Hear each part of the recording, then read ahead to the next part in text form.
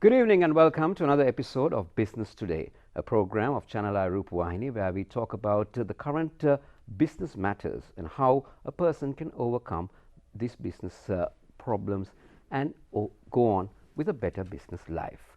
Well, to do that, we have personalities that bring in the glamour to the business world. So let's go and check our personality. Our business personality today is a person with many talents. It's not easy being an entrepreneur, and especially when you are a woman, how hard it is to be an entrepreneur. So let's go and see who our business personality today is. Nayomi Handunnetti, an entrepreneur and a marketing professional with over 15 years of experience working for some of the biggest corporate names in the global market. She has specialized in marketing, hospitality, tourism, and travel.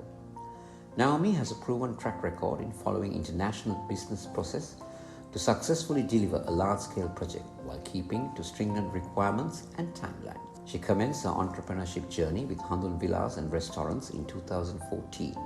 She is the founder of www.thesyrian.lk. She is a recipient of Asia's Top 50 Women Leader Awards offered by CMO Asia 2018.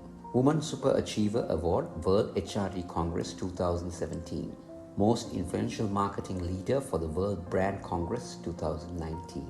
Upcoming Woman Entrepreneur of the Year Award by Women in Management Sri Lanka and Maldives year 2021. Grant recipient of Tourism Resilience from the Sri Lankan Tourism Alliance 2021. It's definitely not easy, isn't it, to maintain so many profiles, so many awards, keep the momentum going, especially in a challenging world and especially with the ongoing pandemic and how challenging it has been. So let me say a very good evening to Nayomi Handunnetti. Thank you, Kosala. Good evening, and thank you for having me at Rupavahini ChannelEye. It's a pleasure to be here. Yeah. So let's start things off. How challenging is it to be an entrepreneur? And what made you become an entrepreneur?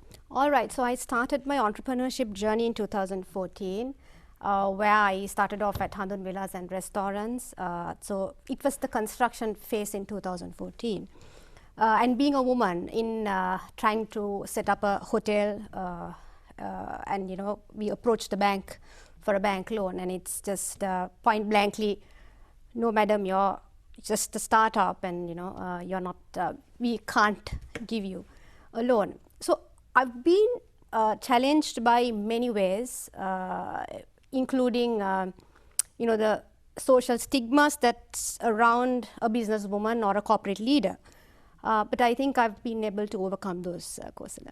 Right. So obviously that's a challenge. But just what made you become an entrepreneur? I know that you've been working with a lot of corporates at the start. Yes, actually, I've always wanted to start on my own. That was, I would say, not when I was schooling as such, but when I got into the corporate world, I saw the opportunity to do something different, to serve the country, and especially being a woman, I see when I speak to a lot of people, females, that the opportunities that we have is limited by, it can be due to family commitments or it can be societal norms or whatnot. So what I thought was, why not I venture out and get the females to kind of be an inspiration or a motivation for females to follow through. So that's what really inspired women me. empowerment has become a very important thing in your day-to-day life. Yes, yes. So going on, I've been told that you collaborate with 3 businesses apart from the Handun Villas that you recommended. So especially with the ongoing pandemic and how things are moved about, just tell us about your 3 businesses and how it really involves the business world today, or especially the business in Sri Lanka. Yes, that's a very relevant question, Kosala, because I think with the pandemic, we were really pushed to re-engineer our business, right? We were predominantly catering to the tourists, but with 0 tourists, we re-engineered the business to cater to the locals. But how much can the locals also support us? There's so little that a local business can really, the locals can support a business like us. So I've been thinking, and I've been a marketing profession and been in the marketing for the longest time, and I thought it's might as well, why not use my talents to open a the Siren is a marketing process outsource company. So if you look at who works with me at the Siren are also predominantly females, because I've kind of created a platform for females to join me, and we, from marketing strategy to CSR, sustainability strategies, from digital marketing, social media marketing, so the A to Z the entire process. But we are not a typical agency. We are a marketing process outsource company. I think that might be a very few in the country. So that's my brainchild. Also, our CSR, if you look at it, it is to kind of create a platform for females who have left the corporate to look after family or children to get back into the corporate world. So maybe they can work with me for 1 or 2 years and then they get into the corporate sector, where they keep themselves kind of current. So that's one business, and then Handun Villas, of course. And then the third one I started this year, that's Elixir Ceylon Private Limited, which is actually, we are on a humble journey to uplift the coconut industry in Sri Lanka. Also entrepreneurship, because when like I told you before, I speak to a lot of small-time entrepreneurs, all domestic scale. But their products are really good. So we have personal care products like the handmade soaps to all luxury items, the body butters to the body lotions. And then we have the coconut-based food, the coconut jams, the coconut treacle, the coconut chips, similarly, and then handicraft items, all coconut shell-based handicraft, then the spoons to the candles to all of that. So that's my third business. Yeah, so that's a very interesting thing about the coconut industry. Obviously, Sri Lanka is one of the main exports in Sri Lanka is coconut, and then diversifying. So how can the private sector get involved with the government sector, especially in this in the export market of your coconut business that you're running, or is it, or do you concentrate only on local base? Actually, if you look at our website, we have an online shop which is www.elixirceylon.com. We have island-wide delivery as well as international shipping. So we are looking at exports already. I think the personal care products, coconut-based, handmade luxury items have not been, I would say, not been really thought through, not given an opportunity, I would say. So I think it's maybe the time for us to really look at the business seriously and look at export. Now, coming back to the first one that you were mentioning about the digital marketing side and all that, the marketing, how hard it is, especially with the ongoing situations that is not only locally but also globally going, in terms of marketing aspects, how are the other companies taking it, like in terms of their marketing budgets, their advertising budgets and all that? It's tough, Kosal, it's tough because the very first budget that's cut is marketing, and then goes the training and development budgets. So it's been tough for us as well, but saying that, there is a lot of opportunity in the SME sector because we work as a marketing outsource company.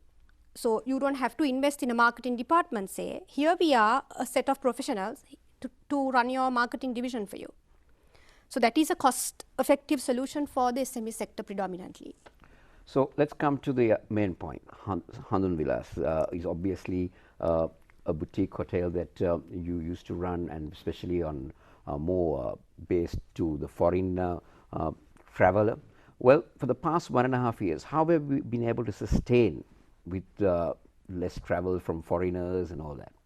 Yes, very good question once more, Kosala. Actually, like I said, we re-engineered the entire business because we had not even marketed. We used to do subtle marketing in Sri Lanka, but predominantly it was overseas. And so when the tourists just stopped, the inflow stopped entirely. We had no other option but to re-engineer our business, from the menu planning to then the So when staff, you say re-engineering, it's restructuring the entire process of the entire process. Because if you look at the foreigner, they have the breakfast, they are on the beach, they come back and then they have dinner. But our local customer, the consumer is different, you know. So from a BB menu to a full board menu to cater to the local market. So we did all of that and then started marketing completely to the locals. So that's how we have been surviving thus far.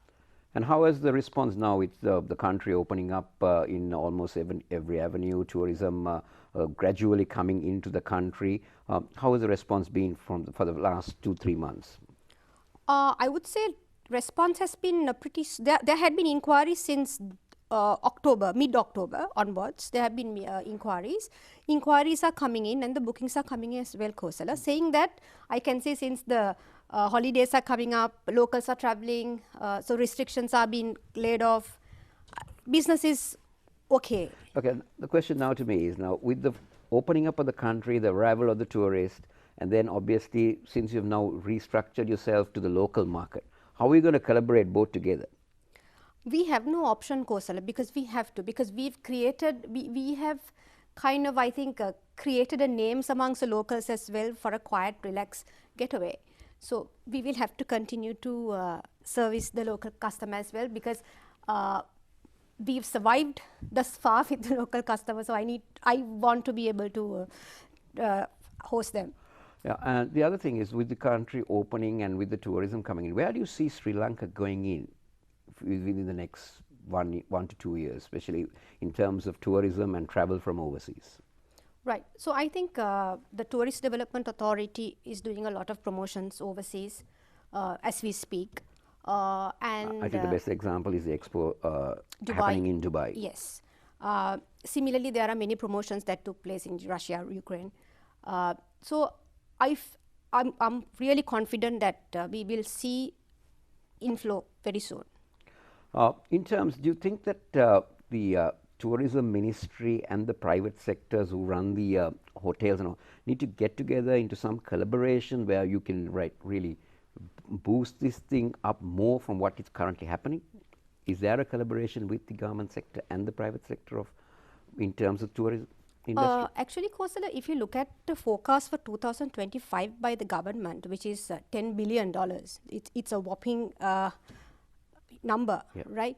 I think we can improve in terms of the collaboration, because if you look at the skill shortage in the country, right, though we see a forecast in the tourism arrivals, the skill shortage, what are we doing with regards to skilled labor in the tourism industry? So these are little things that we need to start working on now, so that we don't have issues later on. How is the hotel industry especially taking it up? Because we know that a lot of people who worked in the hotel industry have now started doing various jobs. So in terms of staff, or in terms of, as you said, skilled workers, like from chefs to waiters to barmans to all that, how hard it is now?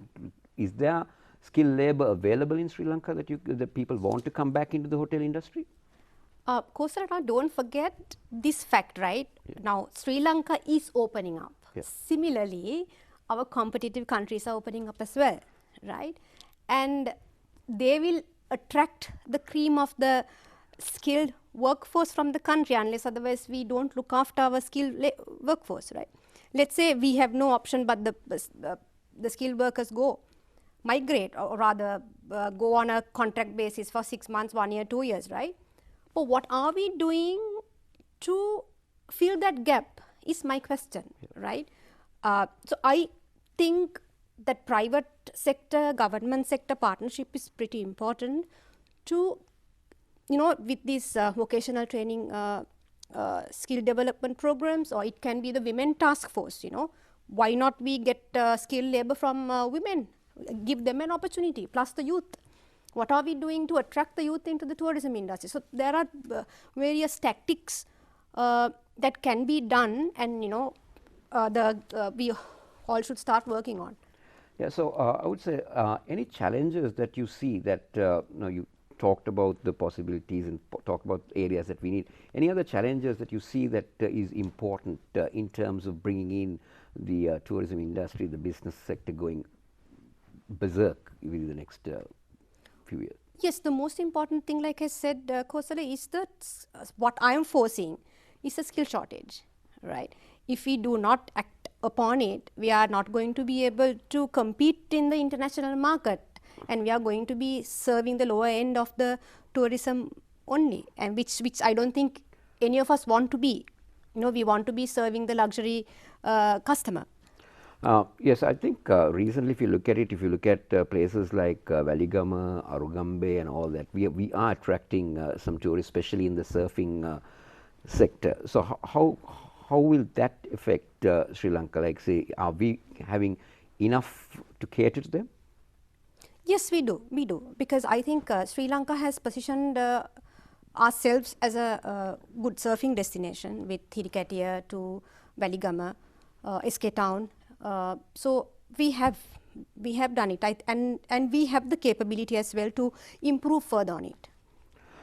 So going further on, it's always been a challenge, definitely, with the ongoing pandemic. And another topic that you brought up, we have skilled workers in Sri Lanka, but trying to go overseas because of the opportunities opening up. And obviously, we see a lot of Sri Lankans trying to migrate overseas, go for various things. What is your take on this? Okay, it's two ways, Kosala, because it's let's say me as an entrepreneur, right? If I can't give a person a job with a basic whatever that he needs to get by, right? It is not fair for me to ask the person to stay back, right? So, but I would say if there are better opportunities, please, yes, by all means go, but come back, right? And we can all work together.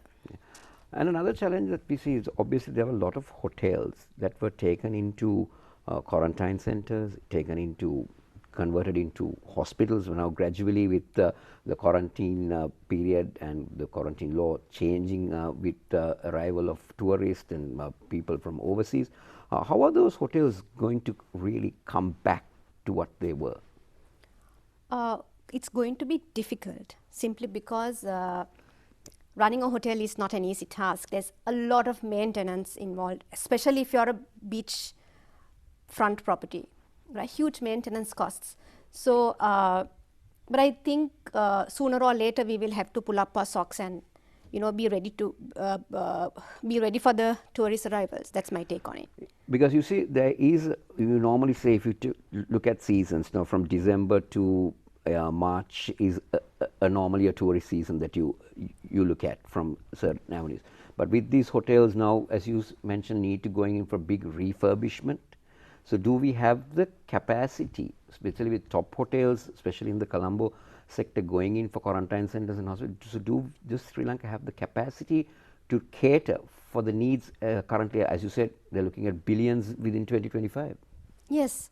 That's a very tricky question to answer, Kosala, because if you look at the rise of construction material, right? Just now we got a message saying, cement prices have gone up. So how is that going to affect the construction of these or other refurbishments of these establishments is a question mark.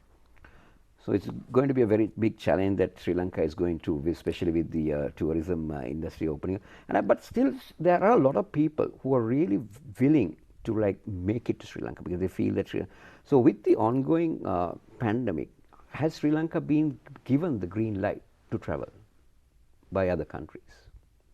I would say not all, but there are markets that people are coming down, Russia, Ukraine. You can see the tourist inflows. I think it just, there are speculations all over as well, Kosala, because pandemic is going to be around. So it all depends on where, what, how happens, right?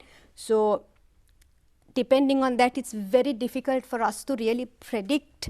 And that's some of the reasons I feel that most of the investments are on hold as well in tourism because of you are unable to forecast. Unlike, because we did not have a pandemic last decade, right? We just could forecast and we just went on with our construction. But today it's not the case.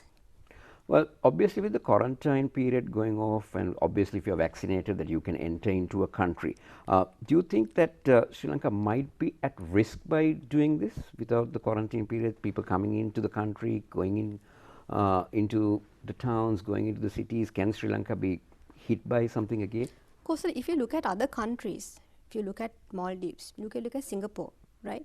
They are open, right?